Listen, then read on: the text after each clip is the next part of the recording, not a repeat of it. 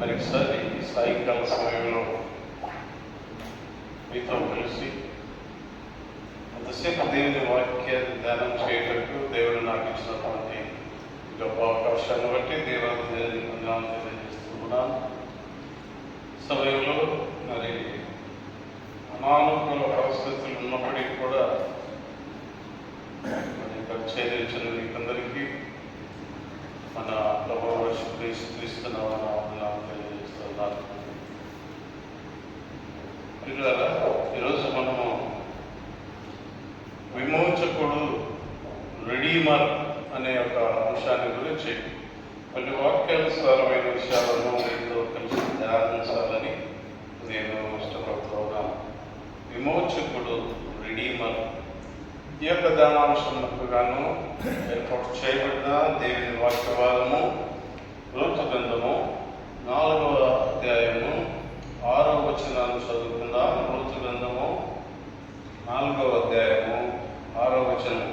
ఆ బంధువుడు, నేను దానిని విడిపించుకొనలేను, నా స్వాస్థ్యమును పోగొట్టుకుందునేమో, నేను దాన్ని విడిపింపలేను కనుక నీవే నాకు ప్రతిగా బంధువుని ధర్మము జరిగించుమని చెప్పాను.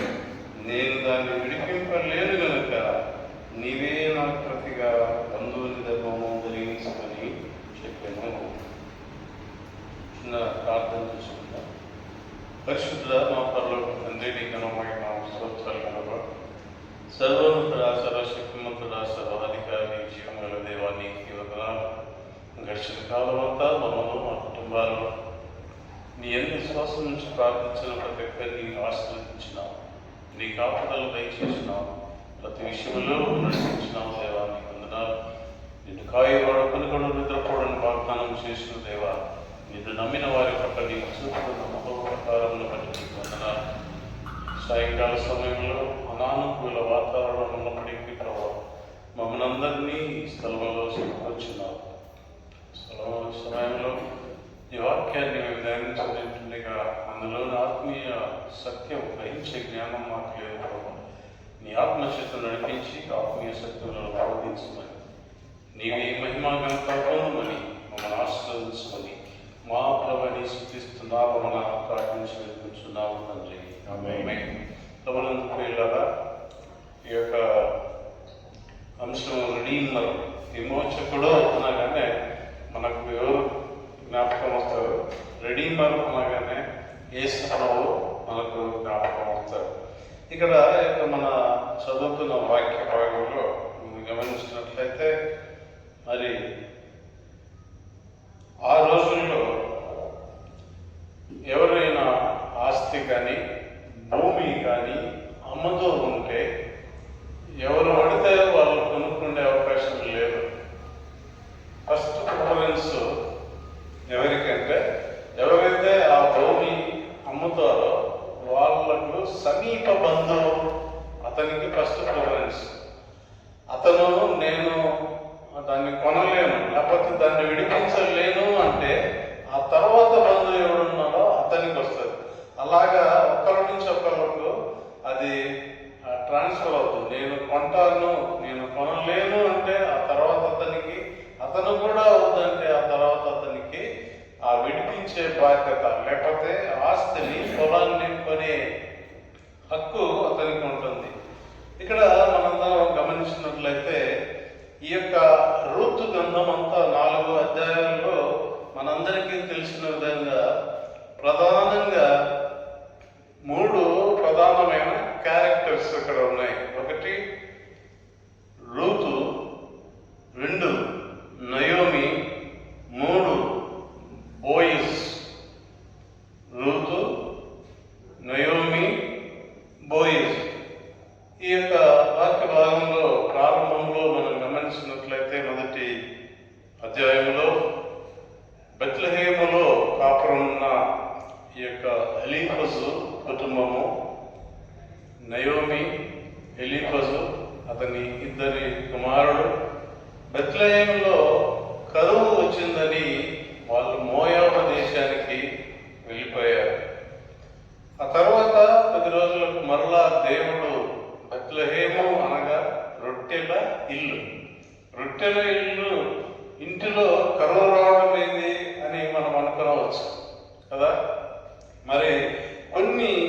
సందర్భాల్లో మరి అటువంటి సమయాలు రావచ్చు.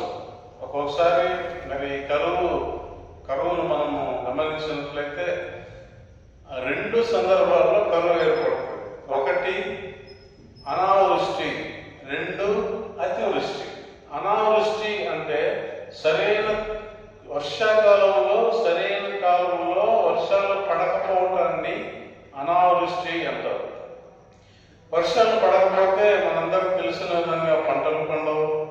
పంటలు మరి గత సంవత్సరంలో నిల్వలు ఉంటే అది కొంతవరకే పనికి వస్తాయి, ఆ తర్వాత ఇంకా అది రాదు. ఆటోమేటిక్గా కరువు ఏర్పడుతుంది. రెండవది అతివృష్టి. ఈ అతివృష్టి అంటే ఏంటంటే అవసరాన్ని మించి వర్షాలు పడటం. ఇప్పుడు మనం చూస్తున్నాం ఉత్తర భారతదేశంలో అనేక ప్రాంతాల్లో ఎక్కువ వర్షాలు పడి వరదలు పడుతూ వస్తున్నాయి. అదే రీతిగా మన పొరుగు రాష్ట్రాలు తెలంగాణ, ఆంధ్రప్రదేశ్లో కూడా మనం గమనించినట్లయితే అనేకమైన అతివృష్టి వలన ఎక్కువ వర్షాలు పడటం వలన పంట పొలాలన్నీ మునిగిపోయి ఆ పంట నష్టం జరుగుతుంది. మరి అందువల్ల కూడా ఆ పంట చేతికి రాక ఆ పంట పాడైపోయి కరువు వచ్చే అవకాశం కూడా ఉంది. కరువు రెండు విధాలు, అనావృష్టితో వస్తుంది, అతివృష్టితో కూడా వస్తుంది. ఈ మధ్య ఒక యూట్యూబ్లో ఒక జోక్ చూశాను నేను. కొంతమంది వర్షాలు పడటం లేదని కప్పలకు పెళ్లి అవుతుంది. కప్పలకు, నక్కలకు, కుక్కలకు పెళ్లి చేస్తుంది. వాటికి పెళ్లి చేస్తే వర్షాలు పడవు. మరి అటువంటిప్పుడు ఎండాకాలం వాటికి పెళ్లి చేసినప్పుడు వర్షాలు పడితే రావు కదా. ఇప్పుడు వాళ్ళు ఏమంటున్నారంటే అధికంగా వర్షాలు పడుతున్నాయి కాబట్టి మనం పెళ్లి చేసిన ఆ రెండు కప్పలు ఎక్కడ ఉన్నాయో పట్టుకొచ్చి వాటికి విడాకులు ఇప్పియాలా అంటున్నారు. ముందేమో వర్షం పడలేదని కప్పలకు పెళ్లి చేసినాం, ఇప్పుడు వర్షాలు ఎక్కువైతే ఆ కప్పలకు విడాకులు ఇప్పిస్తావా? ఇటువంటి మూఢనమ్మకాలు మన దేశంలో చాలా ఉన్నాయి. అయితే అదంతా దేవుని సృష్టిలో ఆయన ఏర్పాటు చేసిన విధానాన్ని బట్టి ఆయా కాలములు, ఆయా ఋతువుల్లో మనకు పంటలు పండటం, వర్షాలు రావటం ఇవన్నీ జరుగుతూ ఉంటాయి. ఇక్కడ మనం గమనించినట్లయితే ఆ రొట్టెల ఇల్లుగా పిలువబడ్డ బెత్లెహేములో కరువు వచ్చింది. చాలా సందర్భాల్లో విస్తారంగా పంటలున్నా, ఆహారం ఉన్నా అక్కడ కూడా కొన్ని సందర్భాల్లో కరువులు వచ్చే అవకాశం ఉంది. ఇక్కడ మనం చెప్పుకున్న రీతిగా. అయితే అంత మాత్రాన దేవుడు ఆశీర్వదించి దేవుడు కోరుకున్న ఆ బెత్లెహేము ఆ ప్రదేశాన్ని మరి ఎలీమెలెకు తన కుటుంబాన్ని తీసుకొని అన్య దేశమైన మోయాబు దేశానికి వెళ్ళాడు. అక్కడ ఏం జరిగిందో మనందరికీ తెలిసిన విషయమే. మళ్ళా వాళ్ళు ఒక మాట విన్నారు, ఆ బెత్లెహేములో దేవుడు ఆశీర్వదించడం బట్టి మరలా విస్తారంగా అందరికీ ఆహారం దొరుకుతుంది కాబట్టి మన ఊరికి, మన దేశానికి మనం వెళ్దామని వచ్చాడు. ఇక్కడ ఈ బెత్లెహేముకు తిరిగి వచ్చిన తర్వాత అక్కడ భర్తను, ఇద్దరు కొడుకులను వాళ్ళు చనిపోయారు. ఆమె నిరాశతో తన కోడలతో తిరగటం. ఆ తర్వాత మరి ఈ యొక్క రూతు మనం ప్రధానంగా గమనిస్తున్నాం. ఇక్కడ బోయేజు యేసు ప్రభువుకు ముంగుర్తుగా ఉన్నాడు. రూతు సంఘానికి, విశ్వాసకి ముంగుర్తుగా ఉన్నది. బోయేజు యేసు ప్రభువుకు సూచనగాను, రూతు సంఘానికి లేక విశ్వాసికి సూచనగా కనబడుతున్నారు. ఎందుకంటే మరి ఒక కోడలు ఓర్ప ఆమెను ముద్ద పెట్టుకొని తిరిగి వెళ్ళిపోతే రూతు మాత్రం వెళ్ళలేదు. ఆమె ఒక అన్యురాలైనా కూడా విశ్వాసంతో తన అత్తను వెంబడించింది. ఆమె ఒక మాట అంటుంది, నీ జనమే నా జనము, నీ దేవుడే నా దేవుడు. ఒక అన్యురాలు అయ్యండి కూడా ఆ దేవుని పట్ల, జీవం గల దేవుడు, నిజమైన దేవుని పట్ల విశ్వాసాన్ని కనబరిచి ఆమె ఆ యొక్క యేసు యొక్క వంశావళిలో ఒక అన్యురాలు విశ్వాసం ద్వారా ఆమె చేర్చబడినట్లు చూస్తూ ఉంటున్నాం. ఇప్పుడు ఆమెకు కొంత పొలం ఉన్నది. ఆ పొలాన్ని ఇంతకుముందు మనం చెప్పినట్లు పొలాన్ని అమ్మితే కొనేది ఫస్ట్ ప్రిఫరెన్స్ ఆ సమీప బంధువు. కనుక అక్కడ వాళ్ళకు ఒక సమీప బంధువు ఉన్నాడు. బోయేజు అతన్ని పిలిచాడు. అందరినీ ఆ ఊళ్ళో కూర్చోబెట్టి ఈ విషయాన్ని చెప్తున్నాడు. మన నయోమి తిరిగి మన ప్రాంతానికి వచ్చింది. ఆమెకు ఒక భూమి ఉంది, ఆమె అమ్ముతుంది. ఈ భూమిని కొనాలంటే ఫస్ట్ సమీప బంధువుడివి నువ్వు కొనాలి. ఒకవేళ నువ్వు కొనకపోతే నీ తర్వాత ప్రయారిటీ బోయేజు అని చెప్పినప్పుడు అతను ముందు ఒప్పుకొని ఆ తర్వాత అక్కడ ఇంకొక విషయం ఏంటంటే ఎవరైతే వాళ్ళ భూమిని కొంటారో ఆ రూతు నుంచి కూడా ఆ భూమిని విడిపించాలి. విడిపించిన వాళ్ళు ఆమెను పెళ్లి చేసుకోవాలి. ఈ విషయానికి వచ్చేసరికి అతను నేను విడిపించలేను అంటారు. కనుక ప్రభునందు ప్రియులారా, ఇక్కడ నెక్స్ట్ ఛాన్స్ బోయేజుకు వస్తుంది. అతను ఆ తర్వాత అతను బంధువు అయి ఉంటున్నాడు. ఇక్కడ బోయేజు యేసు ప్రభువుకు సూచనగాను, రూతు సంఘానికి విశ్వాసాలకు సూచనగాను ఉంది. ఈ రెండు విషయాలను మనము మనసులో పెట్టుకొని కొంతసేపు ఈ వాక్యాన్ని ధ్యానం చేద్దాం. మొదటిగా ఈ విమోచకుడు, విడిపించేవాడు, రెడీమర్ ఉండవలసిన క్వాలిటీలు మనము గమనించినట్లయితే మొత్తం 4 క్వాలిటీలు ఇతనిలో ఉన్నాయి. విమోచకునికి, విడిపించేవానికి 4 క్వాలిటీస్ ఉండాలి. అందులో మొదటిది మరి సమీప బంధువుడు. ఇక్కడ మనం గమనించినట్లయితే ఈ నయోమి అనే మాటకు మధురం, నా ఆనందం అనే 2 అర్థాలు ఉన్నాయి. నయోమికి మధురం, నా ఆనందం. బోయేజు అనే మాట అర్థానికి చురుకుదనం లేక బలం అనే 2 అర్థాలు బోయేజు పేరు కూడా ఉన్నాయి. ఇక రూతు అనే మాటకు సౌందర్యం అని అర్థం. రూతు అనే మాటకు అర్థం సౌందర్యం. ఇక్కడ వాళ్ళ కుమారులు కూడా ఉన్నారు, మహ్లోను, కిల్యోను. ఈ మహ్లోను భార్యనే రూతు. ఈ మహ్లోను అనే మాటకు వ్యాధి అని అర్థం. ఇక కిల్యోను అనే మాటకు క్షీణించుట అనే అర్థం. వీరిద్దరు కూడా మహ్లోను, కిల్యోను చనిపోతారు అక్కడ. మరి బెత్లెహేం అనే మాటకు రొట్టెల ఇల్లు. అంతేకాకుండా ఎఫ్రాత అని కూడా ఈ బెత్లెహేముకు పేరున్నది. ఇక్కడ ఈ విమోచకుడికి ఎవరైతే ఆ భూమిని వారి నుంచి విడిపించాలని అనుకుంటారో అతనిలో ఉన్న 4 క్వాలిటీస్ మనము ఒకదాని వెంట ఒకటి చూద్దాం. మొదటిది, అతను సమీప బంధువై ఉండాలి. సమీప బంధువునికి ఫస్ట్ ప్రిఫరెన్స్ ఇస్తారు. మరి అతను నేను విడిపించలేను, నాకు వద్దు అని అంటే ఆ తర్వాత వ్యక్తికి అది వెళ్తుంది. ఇక్కడ ఈ రూతు గ్రంథం దగ్గరనే ఏదన్నా ఒక పేపర్ పెట్టుకోండి, మళ్ళీ మనం అక్కడికే రావాలి మెసేజ్ అయిపోయేంత వరకు. ఇక్కడ మనం మొదటిది ఏమంటున్నామంటే ఒక క్వాలిటీ, అతను సమీప బంధువై ఉండాలి. కిన్స్మెన్, ఇంగ్లీష్లో కిన్స్మెన్. ఇక్కడ రూతు గ్రంథము 2వ అధ్యాయము 20వ వచనం చూద్దాం.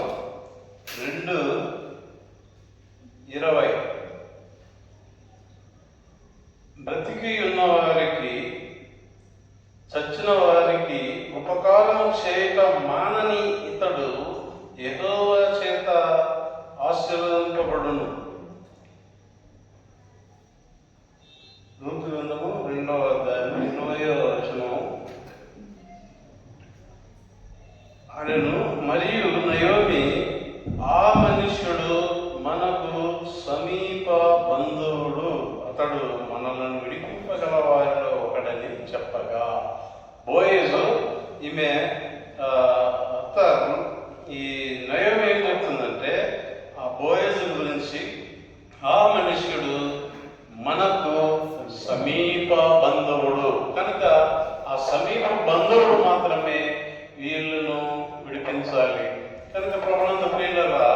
మరి ఆనాడు ఆమె ఆస్తిని విడిపింపగలిగిన ఆ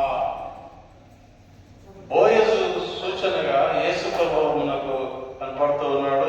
యేసు ప్రభువు కూడా సర్వలోక పాపముల నుంచి, వారి పాపముల నుంచి మనలను విడిపించిన వాడు ఆయనే. ఆయన ఏ రీతిగా మనకు సమీప బంధువుడు బోయజు, మరి నయోమి రూతులకు ఏ రీతిగా సమీప బంధువుడు, పాపి అయిన మానవునికి యేసు ప్రభువు వారిని పాపముల నుంచి విడిపించటానికి ఏ రీతిగా సమీప బంధువుడు అయ్యాడో దేవుని వాక్యము మనకు బయలుపరుస్తుంది. హెబ్రీ పత్రిక 2:14 చూడండి. హెబ్రీ పత్రిక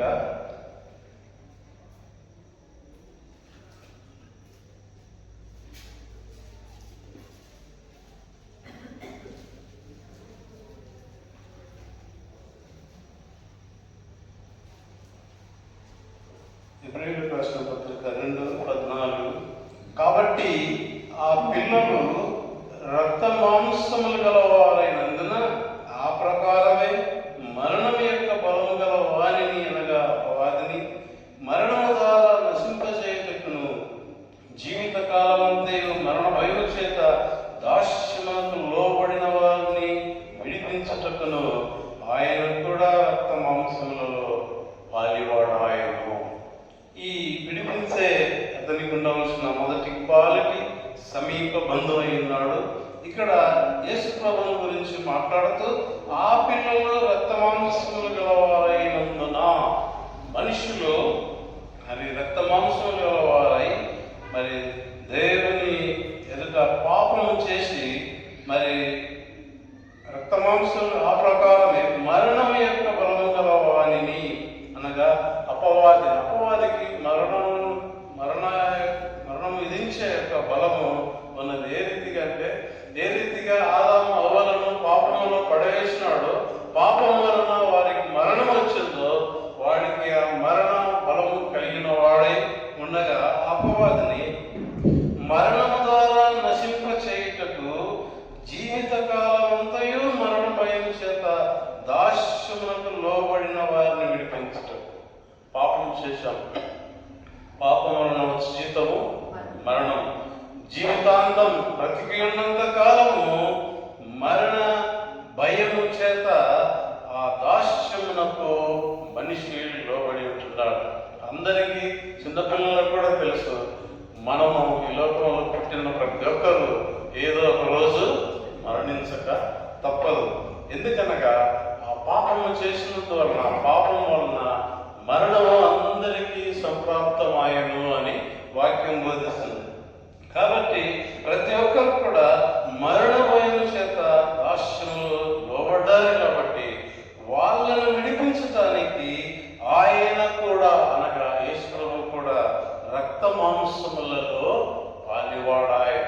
పాపములో ఉన్న మానవుని విడిపించడానికి, ఆయన సమీప బంధువుడుగా మారటానికి, మరి ఆ వాక్యంలో మనం గమనిస్తే, ఆది యందు వాక్యము ఉండెను, వాక్యము దేవుడై ఉండెను, వాక్యము దేవుని యొద్ద ఉండెను.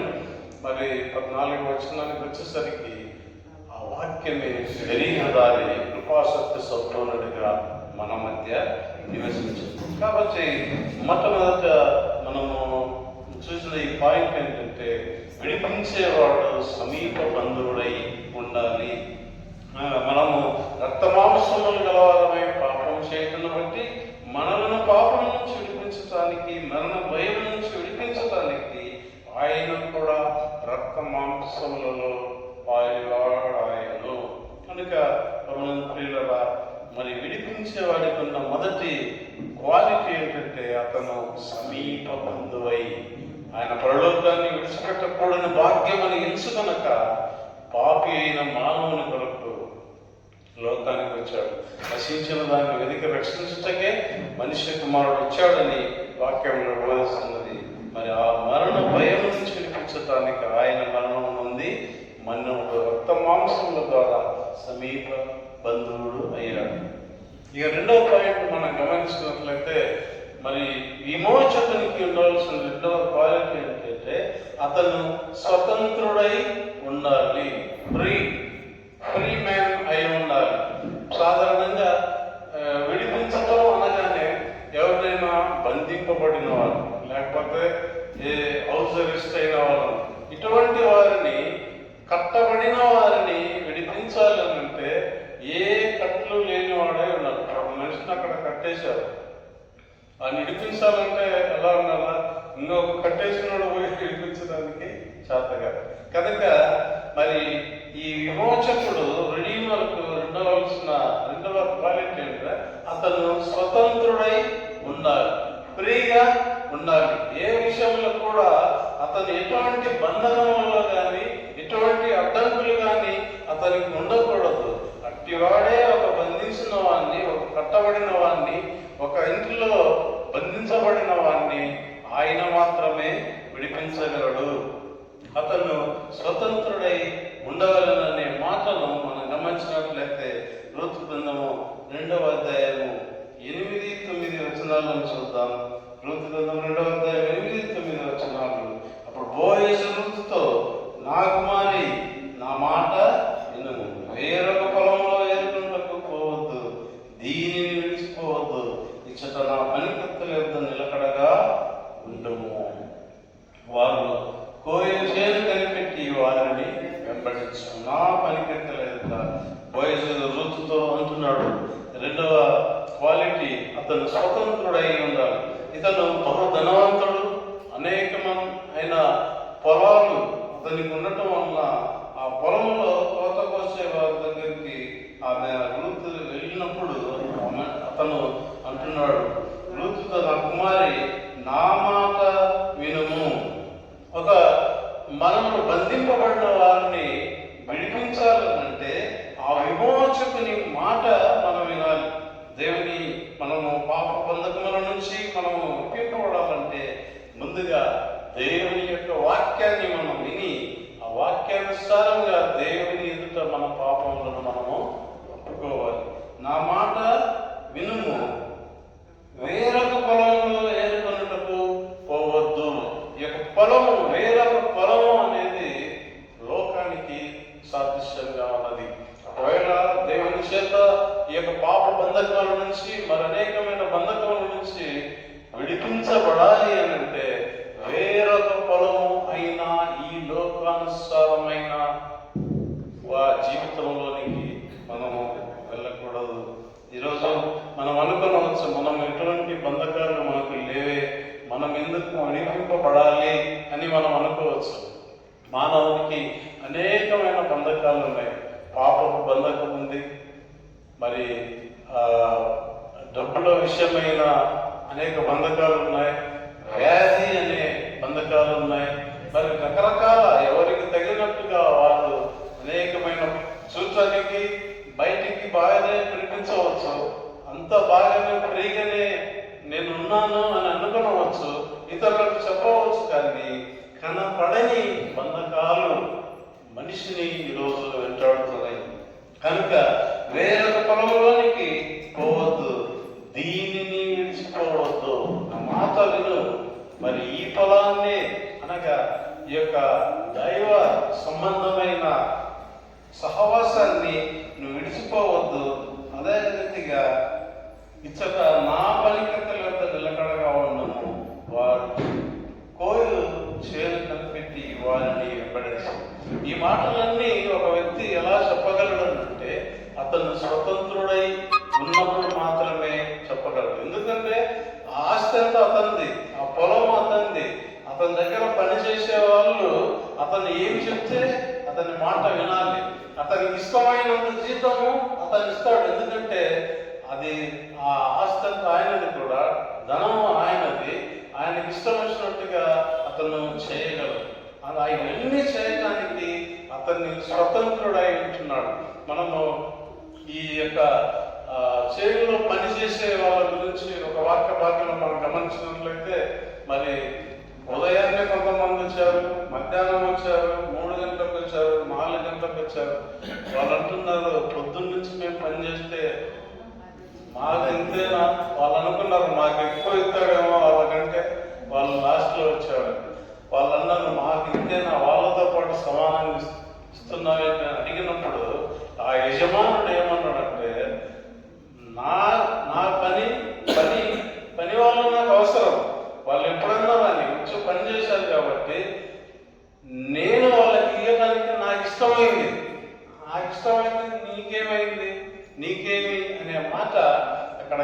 కనుక ప్రభుత్వ ప్రియులారా, యజమానుడు తనకిష్టమైనట్లుగా ఏదైనా చేయగలడు. ఎందుకంటే ఆయన స్వతంత్రుడు గనుక, దేని చేత బంధింపబడలేదు గనుక. ఒక విమోచకుడు, ఒక రెడీమర్ ఉండవలసిన రెండవ ఆ యొక్క క్వాలిటీని గమనించినప్పుడు అతను విడిపించేదానికి స్వతంత్రుడై ఉండాలి అనే మాటను చూస్తున్నాం. మరి అదే రీతిగా మనం చూస్తే గలతీ పత్రిక 5:1-2 ఒక మాటను చూద్దాం. గలతీ పత్రిక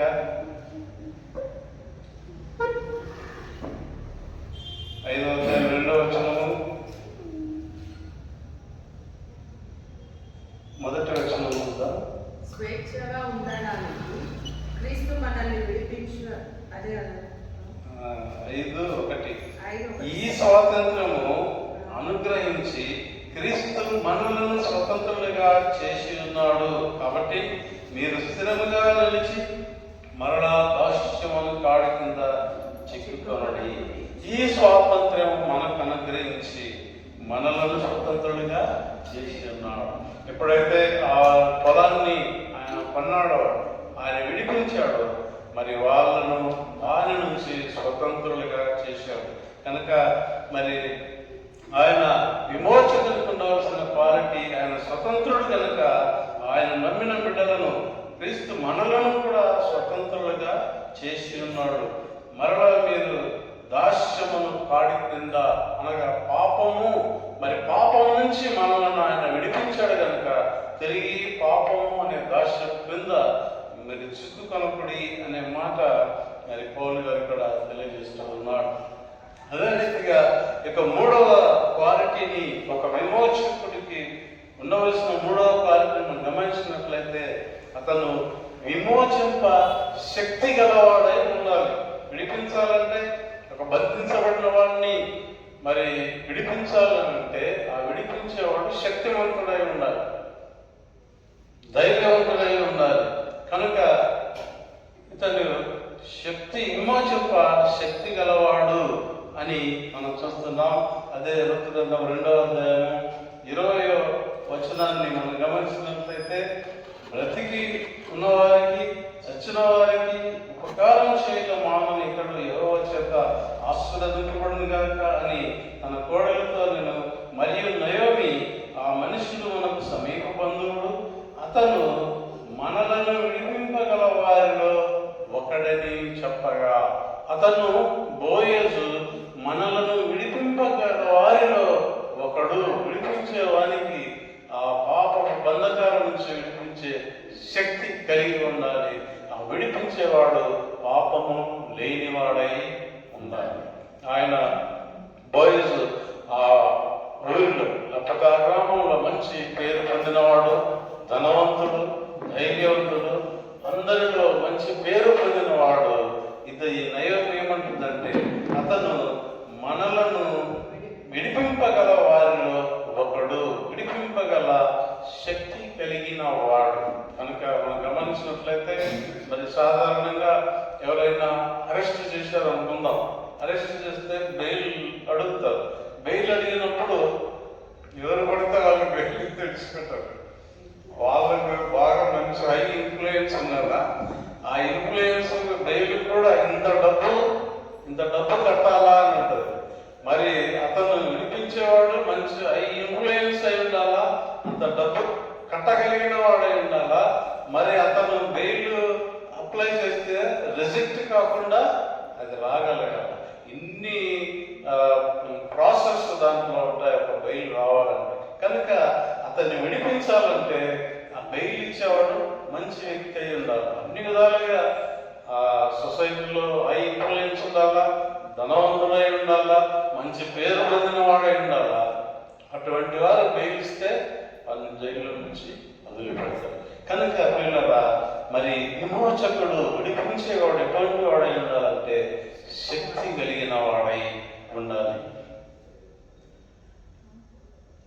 హెబ్రీ పత్రిక 7:25 చూద్దాం. హెబ్రీ పత్రిక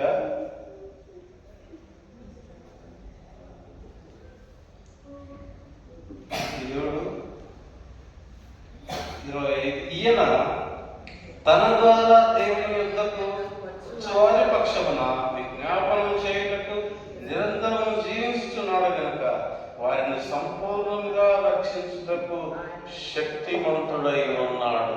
ఈ యేసుప్రభుని గురించి పౌలు గారు ఇక్కడ మాట్లాడుతూ, మరి ఈయన తన ద్వారా దేవుని యొద్దకు వచ్చు వారి పక్షమున.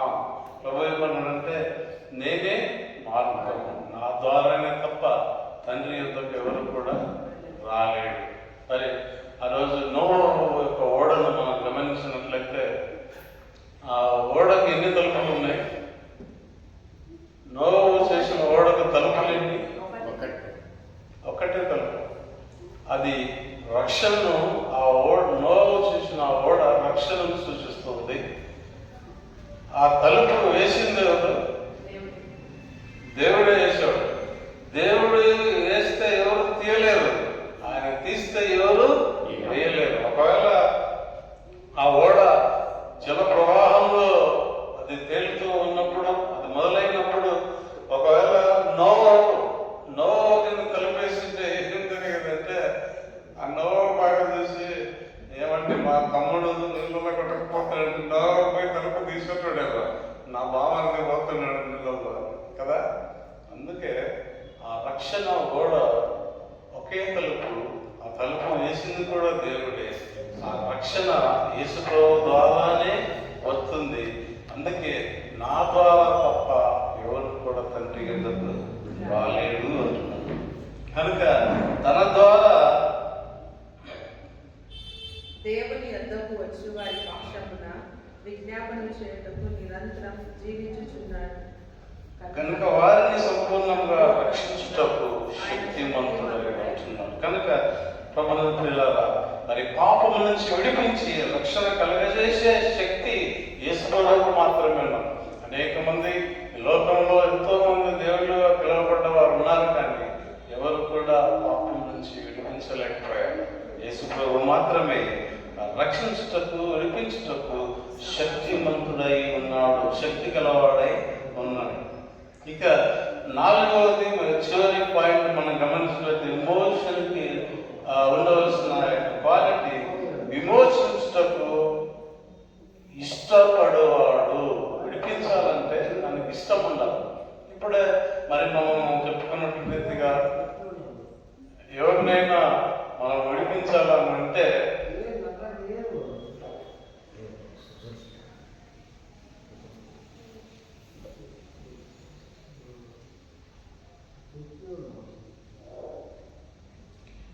విడిపించాలంటే అతన్ని, ఎవరైతే బంధకంలో ఉన్నాడో అతన్ని విడిపించడానికి అతనికి ఇష్టము ఉండాలి, ఇష్టపడేవాడై ఉండాలి. మరి మంచివాడు, మంచి వ్యక్తి, మరి ఏదో తెలియక చేశాడు, మరి అతన్ని విడిపిస్తే బాగుంటుందని విడిపించడానికి ఇష్టము కలిగిన వాడై, ఇష్టపడేవాడై ఉండాలి అనే మాట 4వ పాయింట్గా మనం చూస్తున్నాం. రూతు గ్రంథము 3వ అధ్యాయము 13వ వచనము, ఈ రాత్రి ఉదయం అతడు నీకు బంధువుని ధర్మం జరిపినైనా సరే అతడు విడిపించవచ్చు. నీకు బంధువుని ధర్మం జరపటకు అతనికి ఇష్టము లేకపోయినట్లా యెహోవా జీవముతోడు నేనే నీకు బంధువుని ధర్మము జరిపించదను. అతనికి ఇష్టం లేకపోయినట్లా, ఫస్ట్ ఆ సమీప బంధువు ఒక అతను ఉన్నాడు కదా, అతడు నేను విడిపించలేను అన్నాడు. నెక్స్ట్ ఎవరికి వచ్చింది ఆ ఛాన్స్? బోయేజ్కి వచ్చింది. బోయేజే ఇక్కడ రూతుతో ఒక మాట అంటున్నాడు, బంధువుని ధర్మం జరపటకు అతనికి ఇష్టం లేకపోయిన ఎడలా నేనే బంధువుని ధర్మం జరిపిస్తాను. కనుక విడిపించేదానికి మరి బోయేజు ఇక్కడ ఇష్టపడుతున్నాడు. అదే రీతిగా మరి పాప బంధంలో ఉన్న మానవుని ఆయన విడిపించడానికి యేసు ప్రభువు ఇష్టపడ్డవాడై, మరి ఆయన పరలోకం నుంచి భూలోకానికి వచ్చి, మరి అది ఎంతో బాధతో కూడినది అయినప్పటికీ కూడా ముందుగానే తెలుసు ఎందుకు ఈ లోకానికి వచ్చాడో. ఆ ఉద్దేశంతోనే తండ్రి చిత్తాన్ని నెరవేర్చడానికి వచ్చిన ఆయన ఆ గిచ్చమనే తోటలో ప్రార్థనను మనము జ్ఞాపకం చేసుకుంటే, ఒక విధంగా మానవ శరీరాకారంలో ఉన్నాడు. ఆ బాధ, వేదన చేస్తున్నాడు. ఏమని? తండ్రి, నీ చిత్తమైతే ఈ గిన్నె నా యుద్ధ నుంచి తొలగించు అన్నాడు.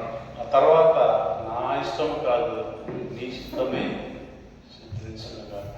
కనుక ప్రభునందు ప్రియులారా, ఒక వ్యక్తిని పాప బంధకాల నుంచి విడిపించడానికి ఆయన ఇష్టపడే ఈ లోకానికి వచ్చి ఉంటున్నాడు. అన్నాడు బోయజ్ అంటున్నాడు, అతను ఇష్టపడకపోతే నేను నిన్ను విడిపిస్తాను అని చెప్తూ, మరి పాపంలో ఉన్న మానవుని విడిపించడానికి ఆయన పరము నుండి ఇష్టపడే ఈ లోకానికి వచ్చిన యేసు ప్రభువును మనం చూస్తూ ఉంటున్నాం.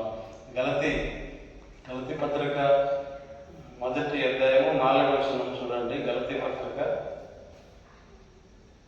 1వ అధ్యాయం 4వ వచనం, మన తండ్రి అయిన దేవుని చిత్త ప్రకారం క్రీస్తు మనలను ప్రస్తుత దుష్ట కాలంలో నుండి విమోచింపవలనని మన పాపముల నిమిత్తము తన్ను తాను అప్పగించుకొనెను. దుష్ట కాలంలో నుండి విమోచించవలనని, అనగా విడిపించవలనని మన పాపముల నిమిత్తము తనను తానే శిలువపై ఆయన పడించుకున్నాడు. కనుక ప్రభువును ప్రియులారా, ఒక విమోచకుడికి ఉండవలసిన 4వ క్వాలిటీ ఏమిటంటే విడిపించడానికి ఇష్టము కలిగిన వాడై ఉండాలి. అలాగే నాడు బోయజు ఏ రీతిగా యొక్క నయోమి, రూతు వాళ్ళ ఆస్తిని వారి నుంచి విడిపించినాడు, అదే రీతిగా యేసు ప్రభువు కూడా మన పాపముల నుంచి మనలను విడిపించడానికి ఆయన ఇష్టపడే ఆ శిలువలో తనను తాను ఉపయోగించుకున్నాడు. 4 విషయాలు మనం చూస్తున్నాం. విమోచకుడు, రెడీమర్ అనబడిన వాడు 4 క్వాలిటీలు. 1, సమీప బంధువుడై ఉండాలి. బోయజు సమీప బంధువుడుగా ఉండి ఆనాడు వారు విడిపించాడు.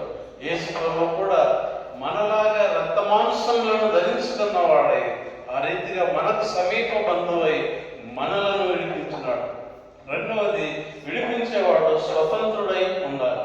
ఆయన పరలోక భాగ్యమును విడిచిపెట్టకూడని భాగ్యమును ఎంచుకొనక సర్వాధికారి, సర్వ సృష్టికర్త అయిన దేవుడు పాపి అయిన మానవుని కొరకు ఈ లోకానికి వచ్చి మరి అటువంటి స్వతంత్రుడై మనలను పాపం నుంచి విడిపించి మనల్ని కూడా స్వతంత్రులుగా చేసినాడు. 3వదిగా మనల్ని విడిపించే శక్తి గలవాడు ఆయనే. ఈ లోకంలో ఎవరు దేవుళ్ళు అనబడిన వాళ్ళు ఎవరు కూడా పాపి కొరకు ప్రాణము పెట్టి మరణించి తిరిగి లేచిన వారు ఎవరు కూడా లేరు. యేసు ప్రభువు మాత్రమే ఆయన మనల్ని విడిపింపగల శక్తి గలవాడై ఉన్నాడు. 4వదిగా మనల్ని విడిపించడానికి ఆయన ఇష్టపడి మరి నా కోసం ఎవరు పోతారు అని అంటే మరి నేనున్నాను అని ఆయన పరలోక భాగ్యాన్ని విడిచిపెట్టి మన కొరకు మనల్ని విమోచించడానికి ఇష్టపడి ఈ లోకానికి వచ్చినాడు. 4 పాయింట్లు మనం చూసినాం. మరి చివరిగా ఒక రెఫరెన్స్ నిలుచుకుందాం. రూతు గ్రంథము 2వ అధ్యాయము 11-12 వచనం. రూతు గ్రంథం 2వ అధ్యాయం 11-12 వచనం.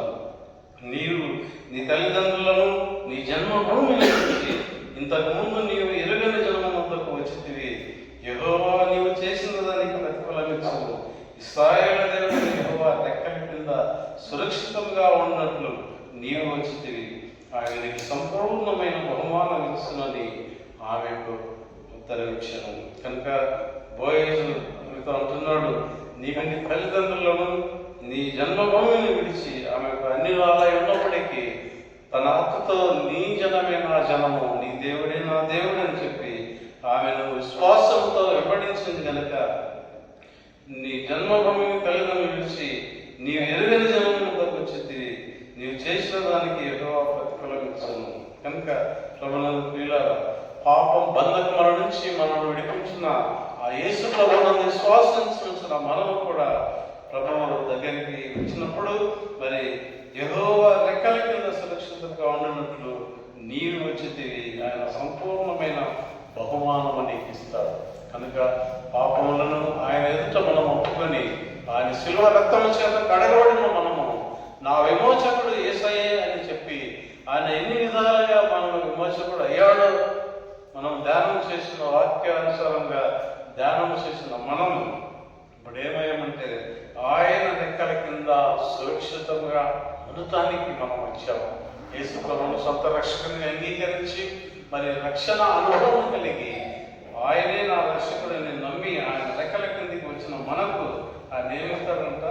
సంపూర్ణమైన బహుమానము ఇచ్చును. ఈ రెక్కలు అనే మాటను మనం గమనించినట్లయితే దాదాపు దావీదు గారు తన కీర్తనల్లో 6 అధ్యాయాల్లో రెక్కల ప్రస్తావన తీసుకొచ్చాడు. నీ రెక్కలే నాకు ఆశ్రయం, నీ రెక్కల నీడలో అనే మాటలు దావీదు గారు ఆయన సపరేట్గా ఈ రెక్కలను ఉద్దేశించి ఆయన రాసినాడు. రెక్కలు బలానికి సూచన, రెక్కలు ఆశ్రయానికి సూచన, రెక్కలు రక్షణకు సూచన. నీ రెక్కల క్రింద, ఆయన రెక్కల క్రింద మనం ఉన్నప్పుడు ఆయన మనకు ఆశ్రయ దుర్గమై ఉంటున్నాడు. ఆయనే మనకు రక్షకుడై ఉంటున్నాడు. మరి ఆ రెక్కల కింద విశ్వాసులందరూ కలిసి సురక్షితంగా ఉన్నప్పుడు ఆయన మనకు ఒక బహుమానం ఇస్తాడు. ఆ బహుమానం ఆయన తిరిగి వచ్చినప్పుడు యేసుప్రభువు రెండవ రాకడలో రానై ఉన్నప్పుడు ఆయన నమ్మిన బిడ్డలందరూ, విశ్వాసులందరూ, ఆయన రెక్కల కింద ఉండటానికి ఇష్టపడ్డ వారందరూ ఒక మంచి బహుమానాన్ని పొందుతారని మరి దేవుని వాక్యం సెలవుస్తుంది. అటువంటి బహుమానాన్ని పొందడం కోసం మన విమోచకుడు, మన రక్షకుడిని యేసు ప్రభువు ఆయన 4 విధాలుగా మనకు విమోచకుడై ఉన్నాడు. ఏ రీతిగా ఆయన విమోచించాడో మనం చూస్తున్నాం. ఆ రీతిగా కృప, ఆయన రెక్కల కింద ఉండే కృప